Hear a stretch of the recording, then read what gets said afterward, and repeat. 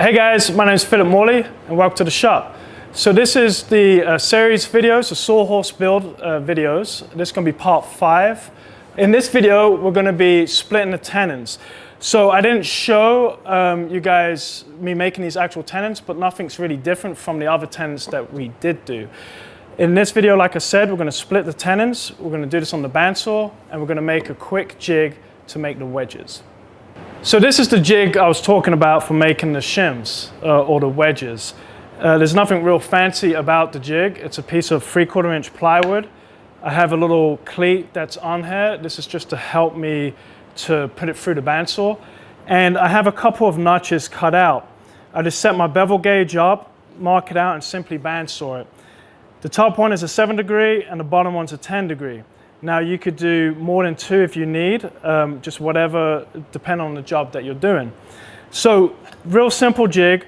And then, you know, obviously you got to get your stuck ready. So usually I'll do this as a strip.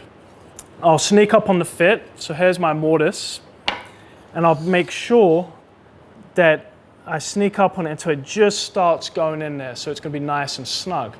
Now out of this strip, I'll set up the length of the wedge that I want, the desired length, and just cut out several blocks until I get what I need.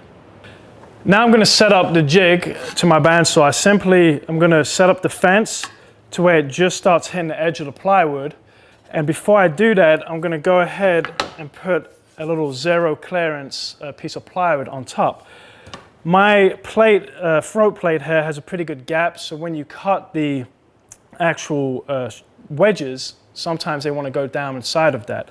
So real simple piece of 1/4 inch plywood. I have a little cleat to the back that will hook onto my bandsaw, and it has the kerf in it already. So I'm just going to drop that down and bring my fence to it.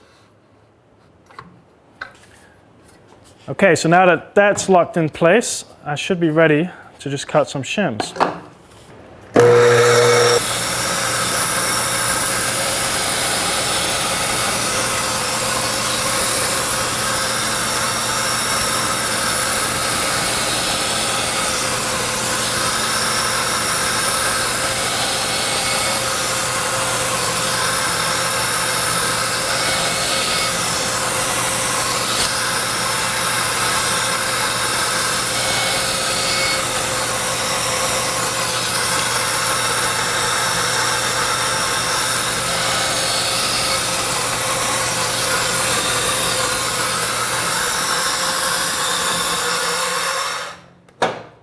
Now I didn't mention, but you probably noticed, as I took my block through, I would do one cut and then I would rotate it and do another cut. It's really important that you don't try to get too close. I stopped right there. I could get one more wedge, but it's just, to me, it's not safe. I did use my pencil once I started getting close to the blade. That definitely helps. But the key thing is just keep your fingers away from this blade. But there they are, real simple and perfect shims to wedge that tenon. Back at the workbench, I'm going to quickly mark out the tenons, the 3 tenons. There's no real secret recipe here. It's just whatever visually looks good. So it looks like I came up about 5/8. Just mark that real quick on one side, since I'm going to set it up and then flip it.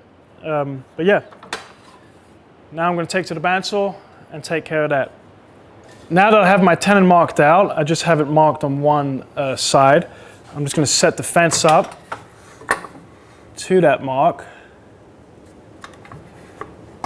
and simply go in, make one cut, make the next.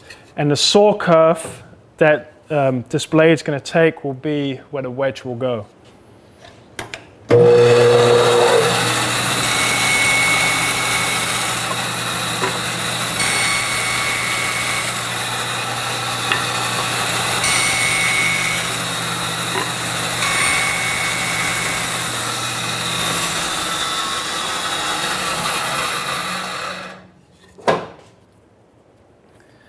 So there it is. Now this guy is ready to go and get wedged. Now that I have my wedges made, I've got my tenon split. I'm going to go ahead and just show you a little dry fit of what this will look like. Obviously, I'm not ready to glue this up yet. I still have the foot to do, and I still got the notching to do on the uprights for the top brace.